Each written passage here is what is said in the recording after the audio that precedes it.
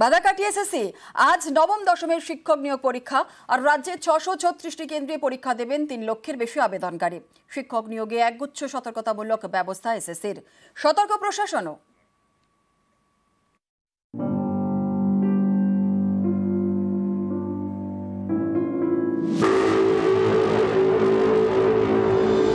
মামলা মোকদ্দমা বিক্ষোভ আন্দোলনের পর অবশেষে শিক্ষক নিয়োগের পরীক্ষা নিচ্ছে স্কুল সার্ভিস কমিশন। রবিবার নবম দশমের শিক্ষক নিয়োগ পরীক্ষা দেবেন 3,19,919 আবেদনকারী। এসএসসির পরের পরীক্ষা 14 সেপ্টেম্বর।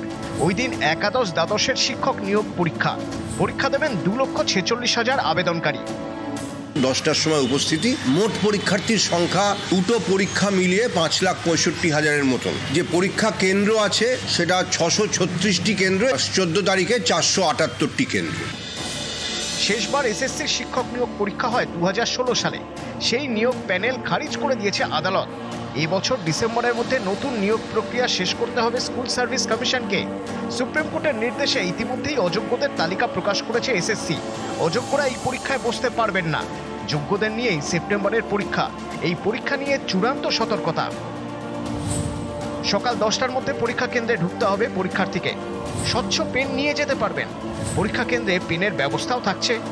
অ্যাডমিট কার্ড ছাড়া পরীক্ষা কেন্দ্রে ঢোকা যাবে না।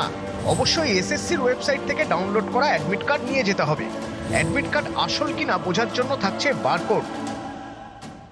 অ্যাডমিট কার্ড ছাড়া পরীক্ষা কেন্দ্রে প্রবেশ একেবারেই অনুমতিযোগ্য নয়। অ্যাডমিট কার্ডে বারকোড স্ক্যানার আছে, অর্থাৎ অ্যাডমিট কার্ডটি আমাদের ওয়েবসাইট থেকে ডাউনলোড করা কিনা সেটাও খুব সহজে বোঝা যাবে। নিজের ফটো আইডি কার্ড ছাড়া কোনো কিছু সে নিয়ে যেতে পারবে না। প্রশ্নপত্রের মধ্যেও নানা রকম সিকিউরিটি ফিচার থাকবে। কোনো প্রশ্ন লিখের চেষ্টা কেউ করেন, কোন পরীক্ষার্থীর প্রশ্নপত্র থেকে সেটা হয়েছে আমরা সেই অবধিও ধরতে পারবো। প্রত্যেক পরীক্ষা কেন্দ্রে 10টা থেকে 10:30টার মধ্যে আমরা প্রশ্নপত্র পৌঁছে দেবো। ওএমআর উত্তরপত্রের মধ্যে 1 থেকে 5 যদি কেউ পূরণ না করেন তার উত্তরপত্রটি দেখা যাবে না, ওটাই বাতিল বলে গণ্য হবে। রবিবার পরীক্ষা নিয়ে একগুচ্ছ সতর্কতামূলক পদক্ষেপ করেছে এসএসসি। পরীক্ষার পর পরীক্ষার্থীদের ওএমআর এর কার্বন কপি দেওয়া হবে। পরীক্ষা কেন্দ্রগুলিতে সিসি ক্যামেরা থাকা বাধ্যতামূলক। Mobile phone, smart watch, calculator নিয়ে পরীক্ষা কেন্দ্রে ঢোকা যাবে না। ফের পরীক্ষার আয়োজন রবিবার স্কুল সার্ভিস কমিশনের, যা অত্যন্ত চ্যালেঞ্জের স্কুল সার্ভিস কমিশনের কাছে। ক্যামেরায় সুমন ঘোষের সঙ্গে সোমরাজ বন্দ্যোপাধ্যায়, নিউজ 18 বাংলা, কলকাতা। আর আজকের এই শিক্ষক নিয়োগের পরীক্ষার জন্য শুরুর আগে এবং পরে থাকছে বাস পরিষেবা। প্রত্যেকটি রুটে 20 থেকে 30 মিনিট অন্তর পাওয়া যাবে বাস।